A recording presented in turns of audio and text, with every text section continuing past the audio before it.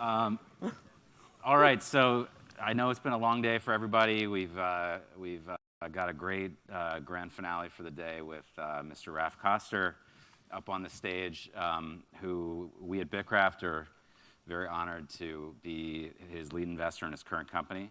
Raph is kind of a legend game designer, as most of you probably know. He's kind of the father of the sandbox MMO. He's made some of the biggest MMOs out there, particularly in that category.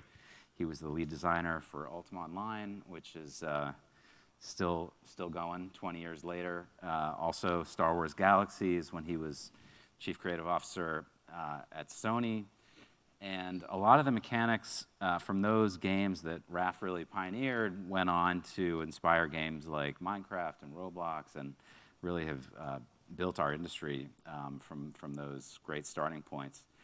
And Raph is not just a game designer, he's also an entrepreneur. And he founded early, I guess you could call it a virtual world startup in 2006 called MetaPlace, which was acquired by Disney. And he recently founded Playable Worlds, where we at BITKRAFT are investors. And we can't say too much about Playable Worlds other than he's going to bring you living, breathing game worlds like you've never seen before. So stay tuned, more to come on that. And Raph is also an author and a very frequent speaker. So, as a result of that, he's kind of a thought leader in games, and he's kind of a intellectual light in games. But he's not just a conceptual guy. He's a get his hands dirty guy, and we're going to use today to go in that direction, to try to dive into some of the trenches where Raph has been for the past 25 years or so. So, Raph, thank you for being here. And my pleasure. It's been a great day, by the way. Thank you. Yeah, just some great talks. It's been wonderful. That. So, I hit some of the bullets of your background, but would love for you to kind of fill in some of the texture and color of your journey in the games industry.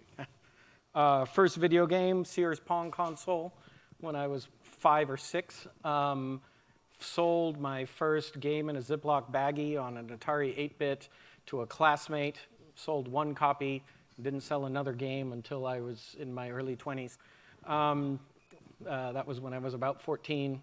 Got into online games in 92, 93. So I've been doing games as a service before anybody used that term for a really long time. That was on text-based, free, internet-based games, MUDs, that kind of thing. Ended up lead designer on Ultima Online. I was the original lead designer on that. Then next title, you'd think you'd have something like UO. Next title, canceled. Next title after that, canceled. Next title after that, canceled, right? Like that's often the reality of the games business. Next title after that was creative director on Star Wars Galaxies, then was promoted to chief creative officer at Sony Online, worked on EverQuest, EverQuest 2, PlanetSide, the Untold Legends franchise, more that I can't remember. Then went off to go do my own thing. That was MetaPlace. MetaPlace was actually kind of Manticore plus Koji, actually. It was UGC virtual worlds with a Flash client that anybody could set up and put on a web page. And we had to pivot to Facebook games. So there's plenty of stories there. And it ended up acquired by Disney, became the back end for Club Penguin. That's how Club Penguin ended up on mobile. Then I was a VP at Disney for a few years. Worked on a bunch of stuff, random stuff, and then got tired of just not getting to make things of my own. So I actually went freelance. If you've played bar trivia at a Buffalo Wild Wings or a sports bar, you played my trivia game. Worked for a couple of years with Google on multiplayer AR. Found out that batteries aren't anywhere near good enough yet. Yeah, just a bunch of stuff, and now I'm making worlds again. Back for more. That's right. So you've had a chance to work with a lot of huge brands, right? And Yep. they don't get much bigger than Star Wars. I don't know if you worked with Chris Carvalho. I don't know if you guys overlap. And any of you ever heard of Star Wars? Yeah. Yeah. But for most people, that would be a dream. I think for those in the industry who have worked with licenses know it's a double-edged sword sometimes. Yeah. And so wonder if you have any tales being on the dark side of license. No pun intended, yeah. Yeah, you know, I think one of the things that people don't necessarily realize about licenses is the overhead. It can be really, really dramatic, right? We're talking not just financial overhead on a cut that goes to the licensor, but also just the approvals overhead or whatever. Fundamentally, a license is marketing money, right? You're banking on fans of the license coming in because of the license, and then it means that you acquire more users just because of its presence. But on the flip side, you're handing over a cut to the licensor, right? So I would guess that the overhead cost of something like Star Wars on an MMO, you know, when we tally up the number of users, we actually had surveys on this, half the users came in because of Star Wars, which is huge, great, we doubled the user base. But I would also say that the margins on the title were half what they would have been if we hadn't had the license. So potentially it was a wash, right? We could have had a game of half the size that made twice the money. You know, it's hard to describe what the overhead can be. And in the case of something like Star Wars, probably there's two key stories. Probably the weirdest one and the funny one has to do with the approvals process. We had access to the materials from the films that weren't out yet.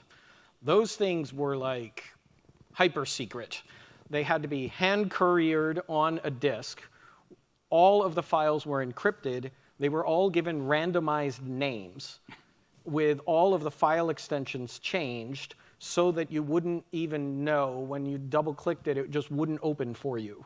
And then there was one single hard copy printout that was a key so that you know that .txt was actually a movie, right? One copy of that was allowed to float around the office. There came a point where we had worked on lightsabers. Yeah. Right? Lightsabers. Lightsabers are cool. We all like lightsabers.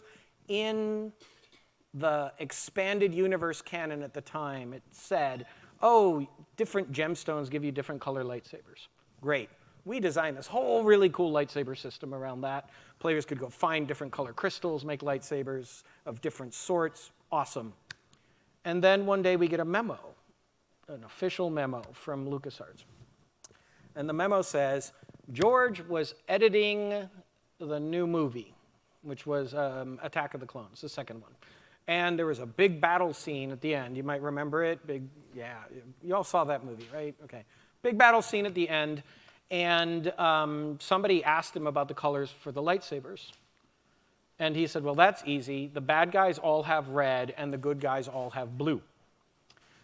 A memo went out to everybody. And I mean the people who make the lunchboxes, the people who colored the comic books, the people who write the novels, saying, so, sorry, from now on, lightsabers are all red and blue because George says so. Anything George says is canon and trumps expanded universe lore. So we had to throw away the system.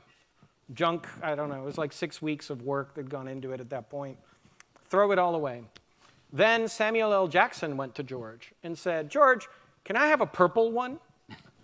And George said, yeah, great. So then there was a follow-up memo that said, purple is okay. Why is purple okay? So people asked George, and he said, well, because he's one of the stars, and I want an audience in a big tracking shot to tell where the stars are in a crowd. And all of the fodder, you know, I want them to be red and blue. Nobody cares, but that way you can tell the sides apart. And, you know, whoever the licensing guy who writes memos is goes, wait, you mean you weren't changing canon? And George says, I'm making a movie. So a new memo went out that said, never mind, put the lunchboxes back, re-edit the comics. And so we were able to ship our original lightsaber system. Okay. I don't know how many millions of dollars that cost, right? because it must have cost a ton. That is the, and obviously that's sort of a weird one, but when you're working with major brands, you have to be aware there's layers of approvals, there's, backs and forth. We had to generate hundreds of pages of design doc. We spent a lot of time talking about MVPs up here. If you're working with a licensor, they want to know what you're going to do in advance.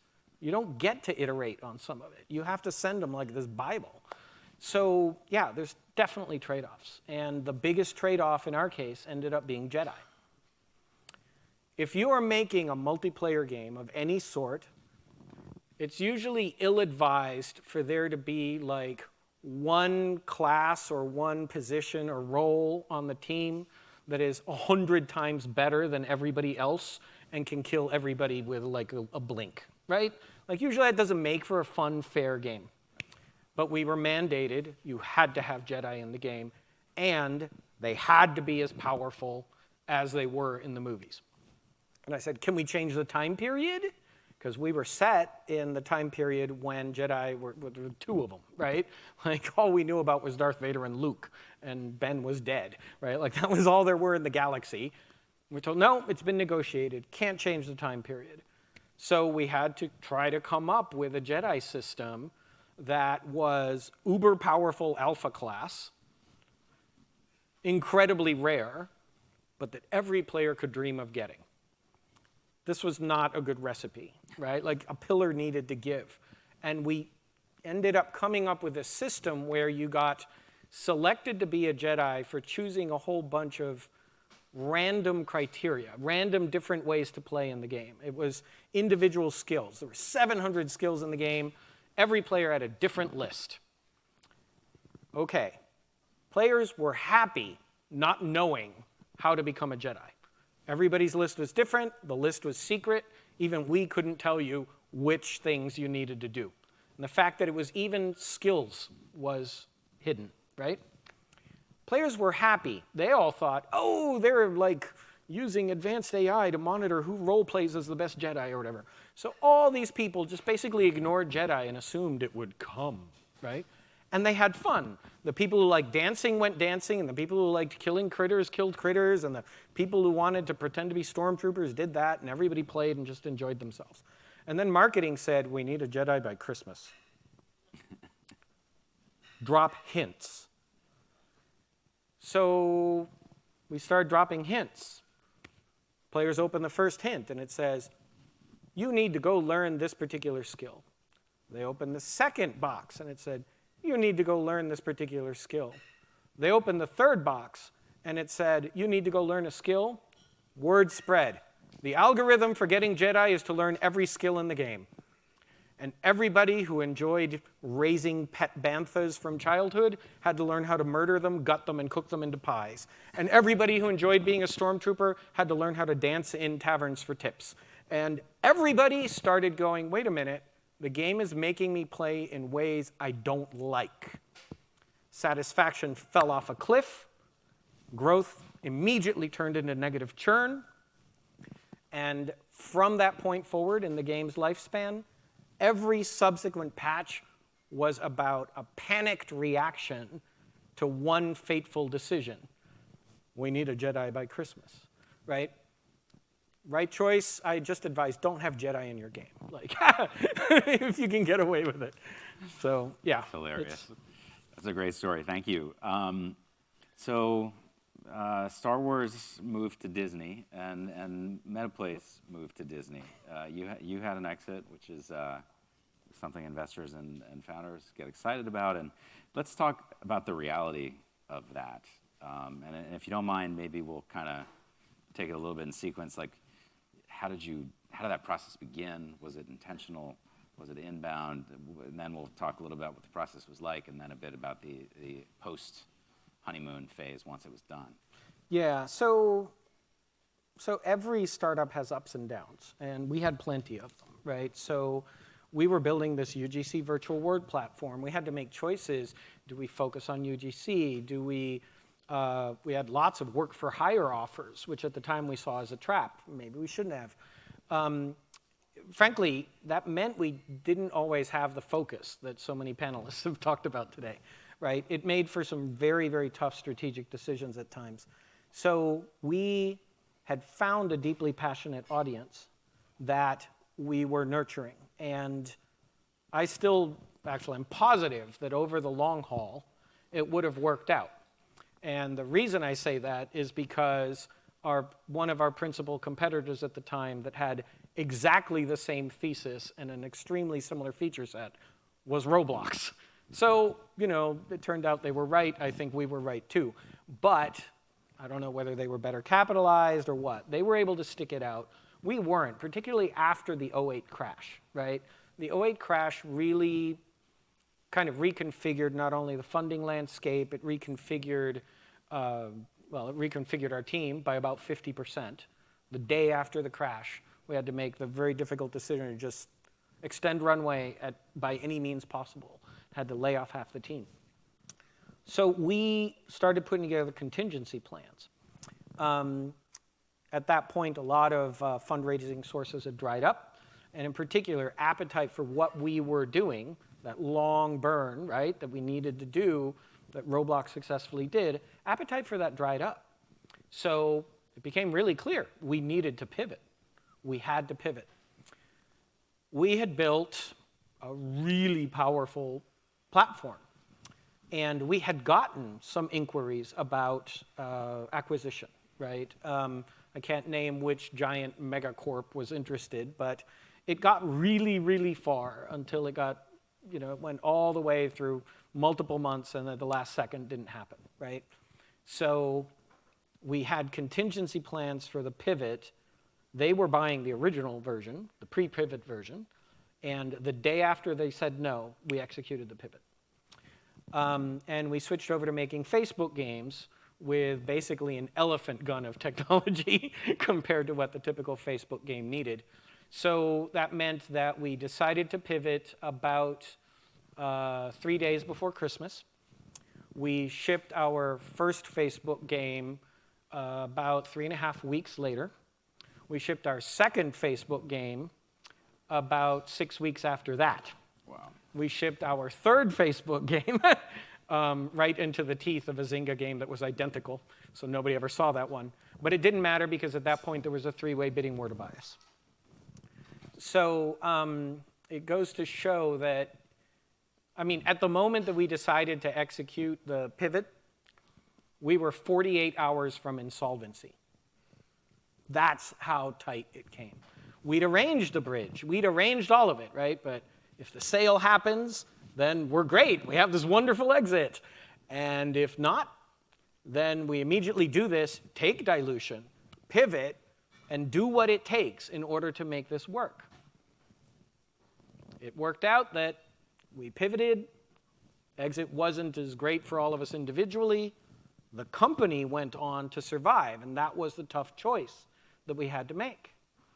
And, three-way bidding war isn't too bad. And it turned out same megacorp ended up in the bidding war all over again. Wow. But they lost out to Disney. So not exactly it was a stressful time, right? Not exactly the smoothest path that things could have taken. But committing to the pivot, we had to commit to it extremely forcefully. Meant shutting down what was a thriving community and an active service. And we had to tell them, it's just not working. Please follow us to the next thing. And many of them did, actually, because we'd built up that trust with them. And how did you handle that personally? Brutal stress and letting go of that vision? Well, it was hard. There's just no way to. It was really, really hard. One of the things I know you wanted to talk about was generic advice. I think one of my big pieces of generic advice to founders is make sure that you can get kind of critical distance, right, from yourself, from the things you're going through, from stress.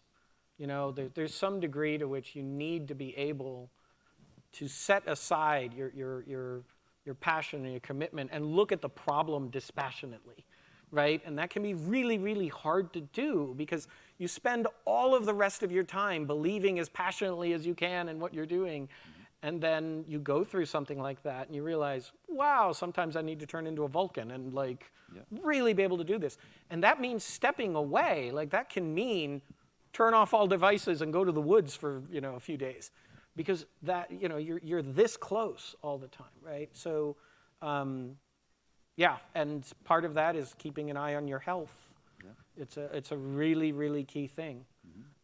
Certainly, I gained a lot of weight and a lot of blood pressure during those years. Yeah. Right? Now, similar message to what Bo Daly was saying about having some self-criticism and dispassionate distance from what you're doing. Yeah, it's crucial. So how about the Disney deal is done, and you show up for day one as a Disney employee. What was that like, and how did your post-transaction story unfold? Yeah, so you go from a company of 30, and I mean, I'd worked at Sony, I'd worked at EA, and even at an exec level at Sony, right? But Disney is another order of magnitude, right? Like you open the company directory and you're scrolling past 250,000 people. It's really, really different. I came in as a vice president of the Disney Corporation. I don't think I even appreciated what that meant till I was gone, right? Like, wow, VP of Disney means a lot. It was an astonishing learning experience, and at the same time, for somebody who had come from, we ran in an entrepreneurial framework for almost 5 years, right? 4.5 years. Going from that to a very, very large org that was actually attempting to pivot its entire interactive division, right, was really an interesting cultural shift.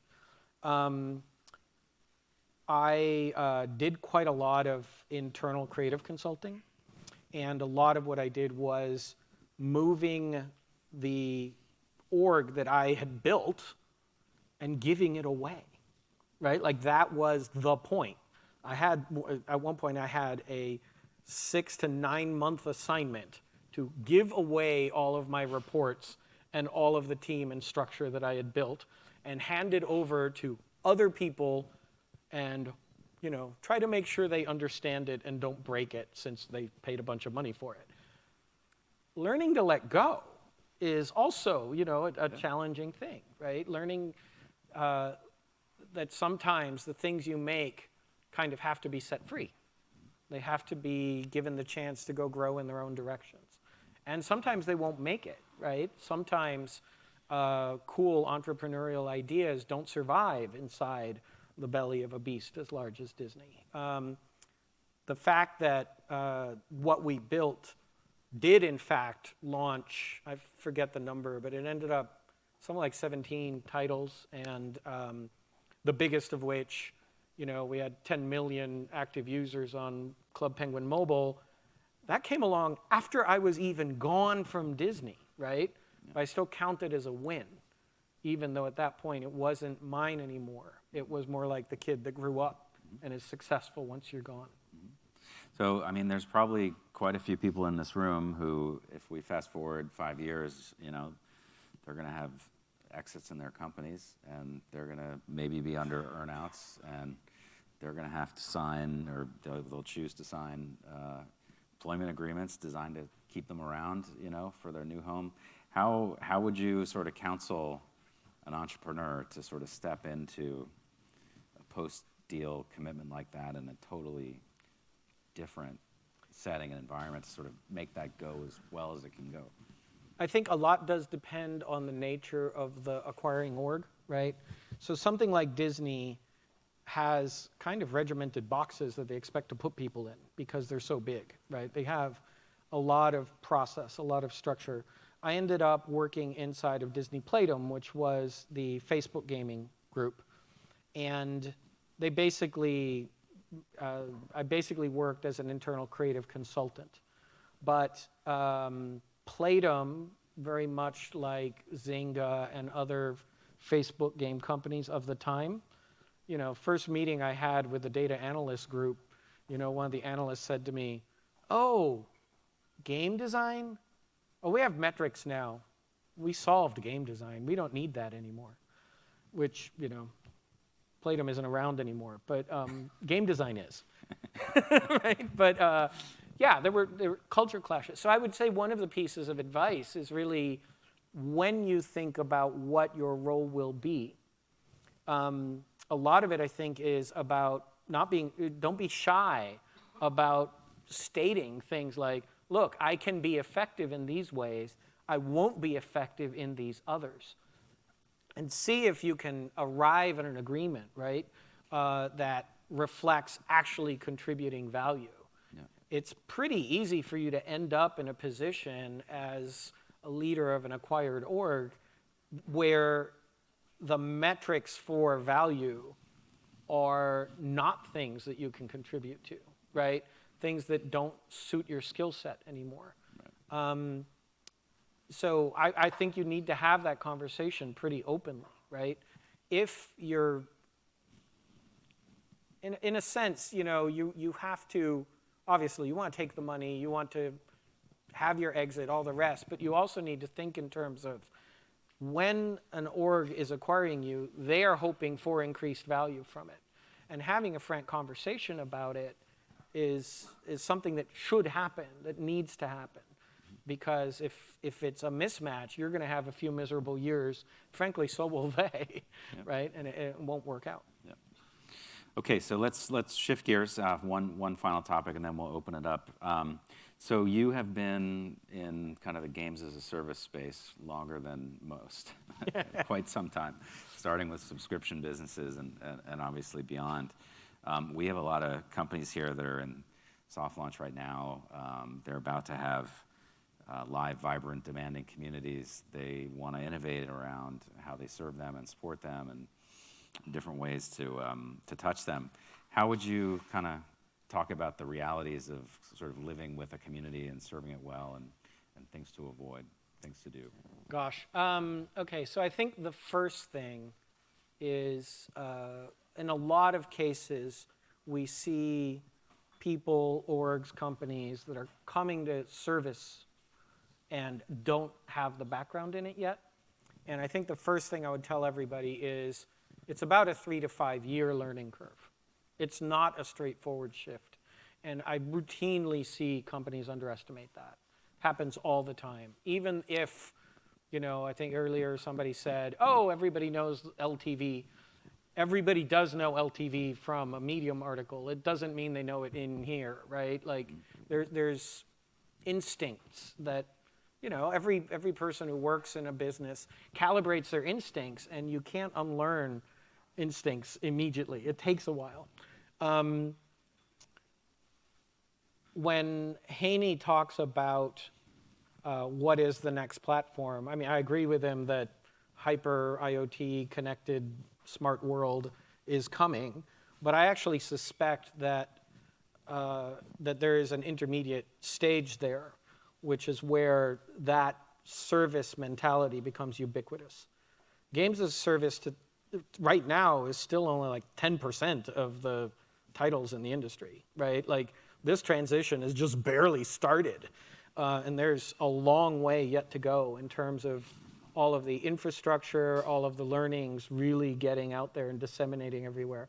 And we are seeing, well, everybody, it's not just games, right? We're seeing, even Apple is saying, oh, we're going to be services company now, right? Like it's ubiquitous.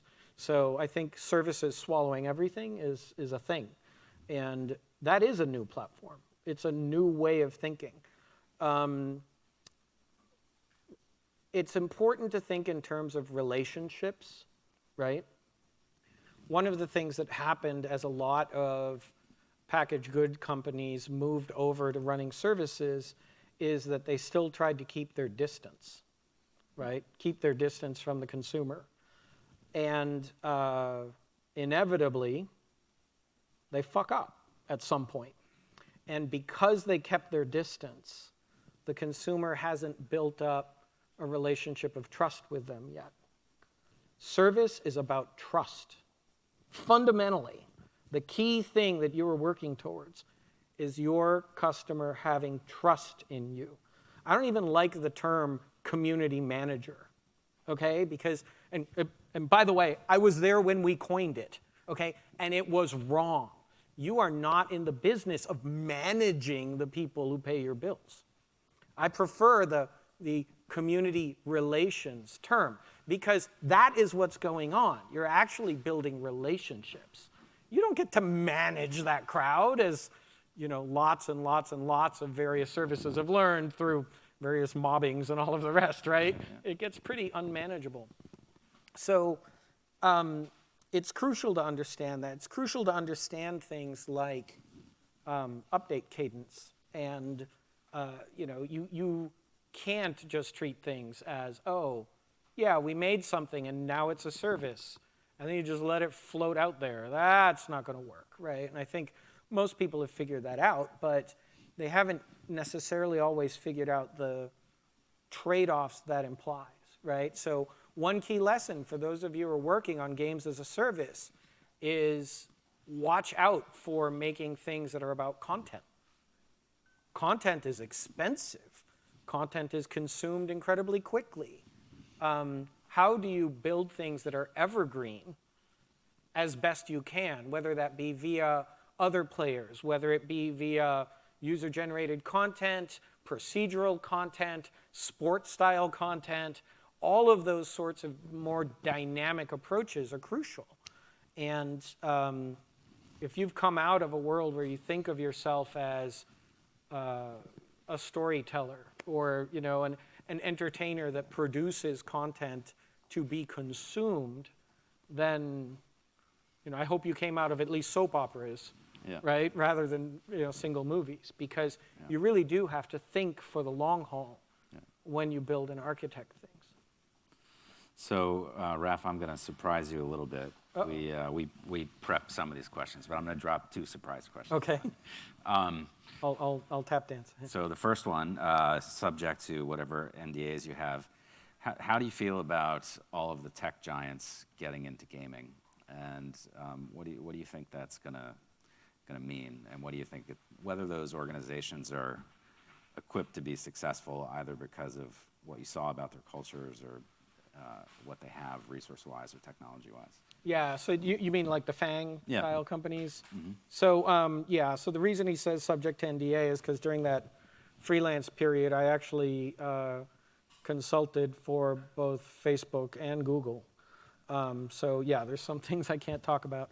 I mean, fundamentally, culturally, they have challenges, right? None of them are entertainment companies. None of them are content companies. One of the things, I'll actually pick on a phrase that we have heard lots today, which is minimum viable product. Entertainment doesn't run on viable products. It runs on lovable products, right? Like, you need to be targeting minimum lovable for your initial release, because if you launch something that isn't lovable, then the users all leave and they don't come back, and then it's over, right?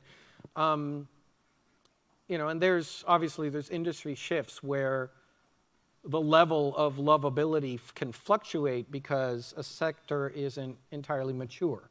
So you can have something that is lovable and sticks out relative to the market when you're on a fresh new platform where the tropes haven't been settled yet, right? We saw that with mobile gaming.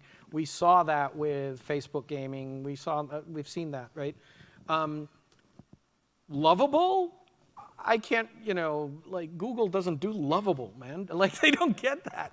It's just alien to their nature, right? Like, they don't think that way. I'm not sure if Facebook understands what love is. Like, Facebook, for a company that is allegedly about connecting people, I am perpetually astonished by how robotic Facebook is culturally, right? Like, they don't get people, even though they've aggregated a lot of them. So I think there's very real challenges there. You can't discount the fact that they have enormous giant piles of money, right? You can't discount the fact that they have enormous giant piles of data.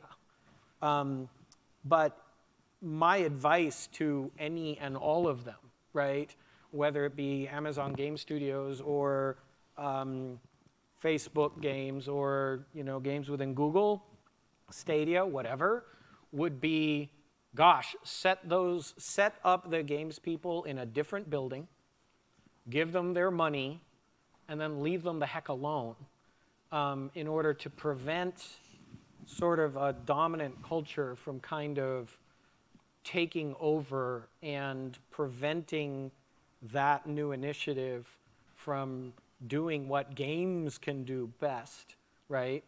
Because there's just a very real risk of that dominant culture sort of strangling things in the crib, if you know what I mean. Yeah, I think there's real challenges there. Yeah. So I hope BITKRAFT social media will tweet out minimum lovable product. I like the MLP. That's a great one.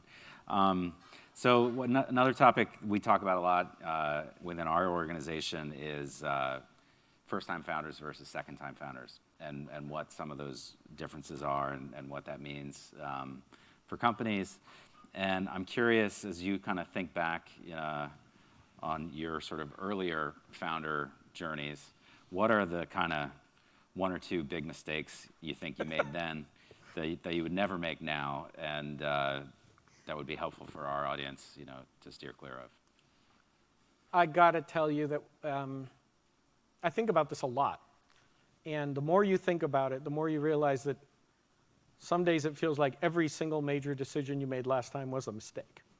Yeah. You know what I mean? Like, you can't help but look back and go, oh my gosh, it could have been more successful. It could have done this right. We took this wrong turn, and it's actually really easy to get caught up in all of the missed opportunities. But because hindsight is hindsight, right? Like, today I look back and I go, well, it worked out for Roblox. Why didn't it work out for us? Or why didn't we pivot to Facebook sooner? Is a good example. Yeah. Because at a time when the state of the art on Facebook was the zombies game, we had full isometric 3D Flash game engine, right? Like, we could have been launching city level stuff literally several years earlier. We could have been Zynga, man. No, right? Like, there's always things like that. And I think all you can do really is just try to take it forward and add it to your kind of your mental checklist as you make decisions, right? It just gives you more sort of things to notice, right? Like, a lot of stuff is happening, and there's patterns that you can start to identify, right? As you run a company, you start identifying patterns, right? Oh, that's going to lead to a morale problem, or oh, we need to make sure that we, actually we've gotten tons of good ones in so many of the sessions today. Oh, you really need to think about your total addressable market, right? Like, those are things that you start just internalizing, and going through it a second time, you just have a wonderful library of mistakes to not repeat.